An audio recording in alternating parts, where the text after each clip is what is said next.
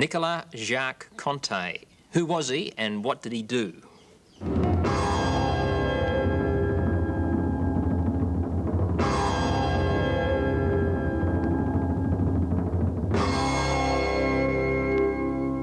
Who was Nicolas-Jacques Conte and why do we remember him? Well, he was a French inventor. He invented literally hundreds of different things, but perhaps his most famous invention is a certain kind of pencil that we still use today. Have a look at this. Matchstick. If I light the match and let it burn for a while, several things happen.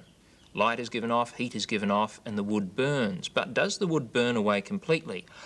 Blow the flame out, and you'll notice, no, it doesn't. Of course, there's a black material that's left over. That's very interesting. It's called charcoal, and hundreds of years ago, people found that they could actually use that charcoal for making marks on paper. Have a look at this. If I take the dead end of the match off, I can now press down on the paper and I can actually make a mark with the charcoal. There we are there. It's a way of drawing. Well, Conte knew that.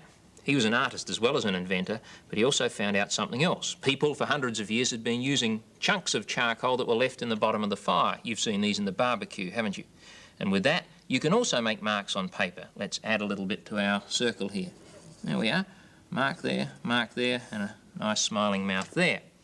But there's a problem with using charcoal, whether you use chunks like that or whether you use sticks like this. That was actually a twig once, and now it's a convenient shape for making marks on paper, so we can add to our drawing. But the problem is, it makes a mess of your hands. Have a look at that. Well, then somebody came along with the bright idea of wrapping something around the charcoal, cloth, paper, or tape if you like. You end up with a writing device or a drawing device that's far more convenient to use. It doesn't mess up your hands.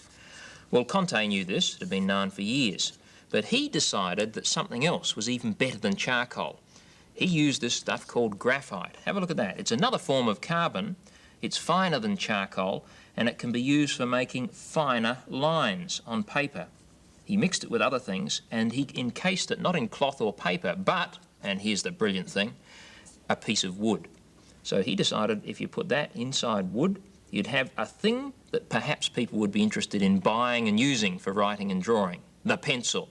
So next time you use a wooden pencil, spare a thought for Nicolas-Jacques Conte, the man who invented the thing.